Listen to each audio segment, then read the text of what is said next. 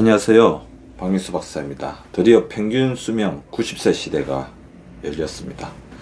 보건개발원의 7일 발표에 의하면 남자, 여자의 평균 수명은 각각 86.3세, 90.7세입니다. 그도 그럴 것이 1970년만 해도 평균 수명이 여자는 65.5세, 남자는 58세밖에 되지 않았거든요. 50년이 지나는 동안 25년이 늘었고 앞으로 계속 늘어날 것입니다. 조만간 100세 시대도 눈앞에 올 것이라고 저는 예상이 되는데요. 오늘 이 말씀을 환자분을 진료하다가 환자분 한 분에게 말씀을 드렸더니 오래 사는 것이 재앙인 사람도 있어요, 원장님 라고 하십니다. 맞습니다. 진료실에서도 90세 넘는 어르신들을 보게 됩니다. 진료실로 들어오시는 모습은 정확히 세 가지죠.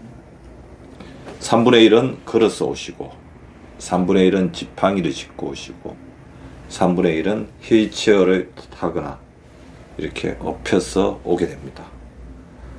바로 신체, 정신의 실제적인 기능을 나타내는 생체 나이의 차이에서 비롯되는 모습들입니다. 누가 엎혀서 오고 지팡이에 의존해서 걷고 싶겠습니까? 어쩔 수 없는 필연적인 노화의 결과이죠. 그래서 이제는 얼마나 오래 사는 것이 중요한 것이 아니라 건강하고 신체 기능이 정상인 상태, 이것을 이제 건강수명, 삶의 질이라고 그러죠. 얼마나 행복하게 사느냐가 중요한 시대로 접어들고 있습니다. 여성 평균 수명 90.7세, 오래 사는 것이 재앙? 80세가 되어 후회하지 않으려면 지금부터 5가지 반드시 실천하십시오라는 주제로 말씀을 드리겠습니다. 지금부터 차근차근 실천해야 우리가 건강한 노년을 맞이할 수 있습니다. 첫 번째, 내 몸이 보내는 고유된 사인에 주목해 주십시오. 오래 건강하게 사시려면 가장 중요한 것은 조기 사망을 피하는 것이죠. 큰 병이 찾아왔을 때 고유된 타임 내 병원에 찾아가셔야 한다는 것을 다 알고 계십니다. 예를 들어 심근경색이 의심될 때 왼쪽 가슴이 심하게 아프면 가능한 한 빨리 최대한 30분 안에 병원에 가셔야 됩니다. 이렇게 아프면서 뻗치고 뭔가 빠개지는 통증이 있고 호흡곤란까지 동반한다면 분명히 심근경색일 수가 있죠. 자, 이런 골든타임을 놓치지 않는 가장 좋은 방법은 본인 몸이 보내는 신호를 미리미리 잘 파악하는 것입니다. 우리 몸에서 신호가 가장 잘 나타나는 부분이 어디일까요? 바로 얼굴이고요. 얼굴 중에서도 혀와 눈입니다. 혀와 눈을 잘 관찰하면 몸의 건강 상태를 알 수 있습니다. 그러니까 거울을 보실 때 주의 있게 보시는 게 좋겠죠. 눈이 이제 자기도 모르게 어느 순간 봤는데 튀어나왔다. 안구 돌출증이죠. 갑상선 기능이 항진되었을 수도 있고요. 눈꺼풀 아래쪽이 부었다면 신장, 즉 콩팥 또는 심장에 문제가 생긴 것일 수도 있습니다. 또한 한쪽 눈꺼풀이 처진다면 뇌신경 쪽에 문제가 생긴 것일 수도 있으니 빨리 병원에서 진찰을 받으셔야 합니다. 눈꺼풀이나 눈밑이 창백하다면 빈혈일 수가 있죠. 나이가 들어서 이제 빈혈은 암의 징후일 수도 있으니까 위내시경, 대장내시경 관련된 검사를 해보셔야 하는 거죠. 자주 다래끼가 생기는 것은 몸에 독소가 쌓이면서 면역력이 떨어지고 있다는 신호일 수가 있고요. 눈이 노래지면 항달일 수 있으며 담도나 담낭, 당간에 문제가 있는 것일 수 있죠. 눈의 혈관이 파열되어 있으면 가로하거나 혈압이 높은 상태일 수 있고요. 몸에 콜레스테롤이 높으면 눈동자에 막이 형성되어 하얗게 되거나 눈가에 노란 비립종이 나타날 수 있습니다. 눈은 우리의 건강 상태를 보여준다고 한다면 입안에 있는 혀는 몸의 건강 상태를 우리에게 이야기해 줍니다. 이에 백태가 많이 끼어 있으면 몸에 독소가 많이 쌓여 있다는 것을 의미하게 됩니다. 자, 백태가 최근에 심해졌다면 근래 건강관리를 잘못하고 계시는 것은 아닌지 살펴보셔야 합니다. 혀에 울긋불긋한 염증, 즉 구내염이 있다면 몸에 염증이 있고 면역세포가 제 기능을 못하고 있는 것입니다. 혀 옆이 움푹 파인다면 갑상선 기능이 떨어져서 몸이 전반적으로 붓는 현상일 수 있고요. 나이가 들면서 혀가 갈라지는 경우가 많은데 이것은 자가 면역 질환일 수가 있습니다. 혀가 반질반질하다면 비타민 B가 부족한 것일 수 있고 이것은 위에 출혈이나 위에 어떤 문제들이 생긴 것을 이야기할 수 있습니다. 즉 위염이나 위궤양이 있지 않는지, 그래서 비타민 흡수가 안 되는 것이 아닌지 체크를 해보셔야 한다는 거죠. 이게 뻐룩지가 많이 생긴다면 이비인후과 의사의 진찰을 받으셔야 하고요. 몸의 면역이 떨어지게 되면 혀 색깔이 진한 갈색으로 변할 수도 있다는 점 잊지 말아 주시기 바랍니다. 두 번째, 거꾸로 이제 드셔야 합니다. 생체 나이를 거꾸로 돌리고자 한다면 식사법을 바꾸셔야 하는데요. 순서를 바꾸는 것입니다. 보통은 밥 한 숟가락 먹고 반찬 한 번 먹고 이런 식으로 먹지만 이렇게 되면 탄수화물 섭취가 늘어나게 됩니다. 우리나라 사람들이 살찌는 이유, 비만이 문제인 이유 중 하나는 고기보다는 밥, 빵, 면을 많이 먹기 때문입니다. 탄수화물을 많이 먹게 되면 인슐린이 분비되어 체지방으로 변화되어 뱃살에 저장되게 됩니다. 저는 탄수화물 섭취를 줄이는 방법으로 거꾸로 식사법을 개발했는데요. 먼저 과일 같은 디저트를 먼저 드셔서 장안에 포만감을 주는 것입니다. 과일을 먼저 드시면 장 속의 성장 호르몬이 활성화됩니다. 채소를 드시고 고기 반찬을 드시는 건데요. 자, 어떻게 드시냐면 채소 한 번, 고기 한 번, 밥 한 번, 채소 한 번, 국에 건더기 한 번, 밥 한 번, 채소 한 번, 생선 한 번, 밥 한 번. 그러니까 채소, 비채소, 밥의 순수로 젓가락, 숟가락이 가는 거죠. 이렇게 하면 탄수화물 섭취가 자연스럽게 줄어들고 채소와 단백 섭취가 늘어나게 됩니다. 거꾸로 식사법을 하시게 되면 탄수화물 분해에 필요한 성장 호르몬의 사용을 줄일 수 있으니까 노화를 방지하게 될 거죠. 국을 드실 때는 건더기만 드시는 것이 좋고요. 소금 함량이 높은 국물을 피하기 위해서입니다. 혈당에 문제가 있거나 비만이신 경우에는 흰쌀밥 대신 잡곡이나 통곡물을 드시는 것이 좋습니다. 밥을 드실 때는 반찬의 양이 많을 필요는 없으며 순서를 반드시 지키는 것이 좋습니다. 한 실험에 따르면 거꾸로 식사법을 하신 분들은 식사 후 혈당이 거의 오르지 않았지만 보통 순서대로 밥 한 번, 반찬 한 번, 밥 한 번, 반찬 한 번 드시면 혈당이 20 이상 올랐습니다. 이러한 혈당 차이는 호르몬의 차이를 만들어내며 특별한 다이어트 없이도 식사법을 바꾸면 비만을 예방하고 성장 호르몬을 더 많이 만들고 분비할 수 있습니다. 세 번째, 잠속으로 깊이 잠수하세요. 건강에 있어 잠은 매우 중요합니다. 충분한 수면이 필요하지만 억지로 잠자려고 하지 않는 것이 좋습니다. 억지로 잠을 청하게 되면 생체 리듬이 무너지고 잠의 깊이가 얕아져 성장 호르몬과 멜라토닌 분비가 저하되게 됩니다. 멜라토닌이 부족하면 잠이 오지 않습니다.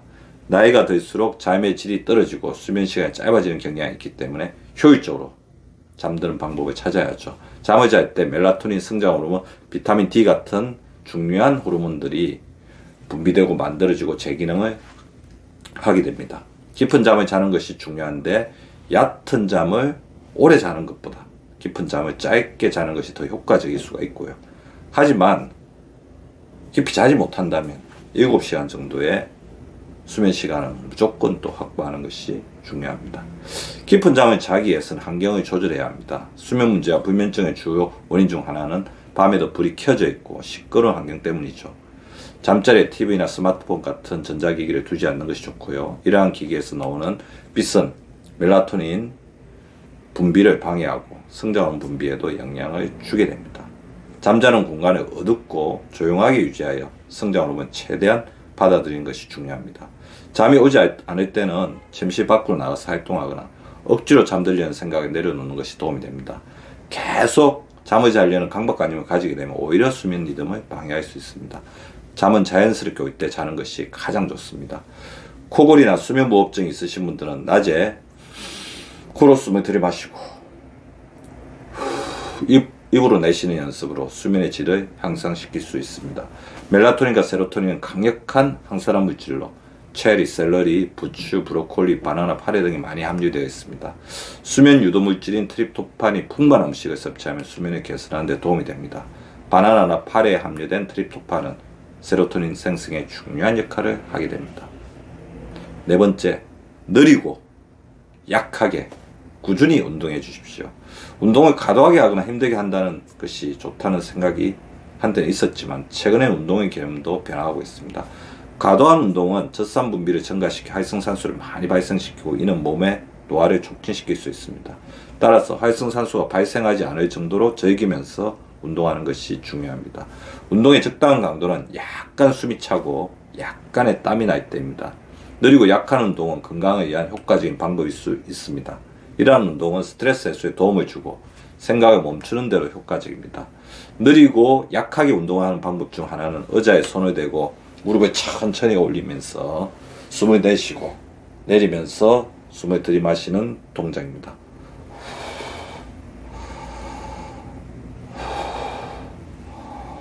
이런 슬로우 운동은 우리 몸의 코어 근육과 미토콘드리아에 좋으며 노화를 막는 데 도움을 주게 됩니다. 이 운동은 코엔자임 Q10의 건강회로 이루며 미토콘드리아를 활성화시킵니다. 슬로우 운동은 10번 실시 후에 30초 쉬는 것을 3번 반복합니다. 평소 걷는 운동과 병행하면 생체 나이를 젊게 유지할 수 있습니다.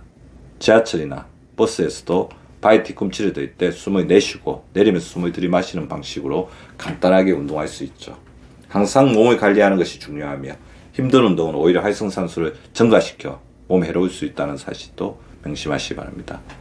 관절에 부담을 주지 않고 저렇게 할 수 있는 운동을 찾는 것이 중요합니다. 당뇨가 걱정되시면 식사 후 30분이 지난 후에 운동하는 것도 혈당 조절에 도움이 됩니다. 물론 때때로 이제 가도 좀 본인의 힘을 100% 쏟는 운동 자체는 또 심장 지구력에 도움을 줄 수 있으니까요.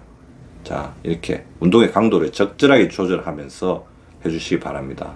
무조건 강한 운동이 좋다는 그런 어떤 선입견에서 벗어나는 것이 필요할 수 있습니다. 5번째, 거꾸로 생각해서 치매를 예방하세요. 나이가 들면서 뇌기능이 떨어지는 것은 자연스러운 현상입니다. 뇌기능이 많이 떨어질 경우 치매로 이어질 수 있죠. 이는 주로 뇌를 과도하게 사용하는 노화 반응 때문입니다. 우리의 뇌는 스트레스와 걱정 등으로 많은 에너지를 소모합니다. 걱정이 많은 분들은 치매에 걸릴 확률이 높아진다는 사실 잊지 말아 주시기 바랍니다. 치매의 주요 원인은 뇌세포와 혈관 문제입니다. 고혈압, 당뇨, 고지혈증이 있는 분들은 치매 위험이 높으며 머리를 잘 사용하지 않는 분들도 마찬가지입니다. 하지만 가장 큰 원인은 불필요한 걱정에서 나옵니다. 우리가 하는 걱정 중 96%는 실제로 발생하지 않거나 해결할 수 없는 일에 대한 것입니다. 실제로 걱정해야 할 일은 4%에 불과합니다. 따라서 어려운 사건이 발생하더라도 시간이 지나면 해결될 것이라고 생각하는 것이 중요합니다. 자신을 자책하지 말고 너무 걱정에 얽매이지 않도록 하세요. 생각 중지 훈련을 통해 불필요한 걱정에서 벗어나는 것이 좋습니다. 치매 예방에는 새로운 자극을 받아들이는 것도 도움이 되는데요. 계속 새로운 것을 시도해야 합니다. 평소에 하던 행동을 거꾸로 해보는 것도 좋은 방법이죠. 가령 오른쪽 손을 써서 밥을 먹었으면 왼쪽 손으로 밥을 먹어보는 것도 방법이고요. 동전이나 핸드폰을 맨날 오른쪽에 뒀으면 왼쪽에 두고 걸을 때 오른발부터 디뎠으면 왼발부터 디디는 것입니다. 미운 사람에 대해 험담하기보다는 칭찬해보는 것도 좋은 방법이죠. 매일 새로운 자극으로 삶을 새롭게 하는 것이 중요합니다. Aging is inevitable, but well aging is your choice. 자, 나이 들면 불가피하지만 잘 나이 드는 것은 당신의 선택입니다. 라는 말처럼 나이 드는 것은 피할 수 없지만 건강하게 나이 드는 그리고 어떻게 보면 영노하시는 우리 구독자분들 되시기 바랍니다. 100세 시대가 가시화되었습니다. 우리의 건강 나이를 차근차근 잘 돌보면서 아끼는 우리 구독자분 되시기를 바라면서 오늘의 영상을 마치도록 하겠습니다. 감사합니다.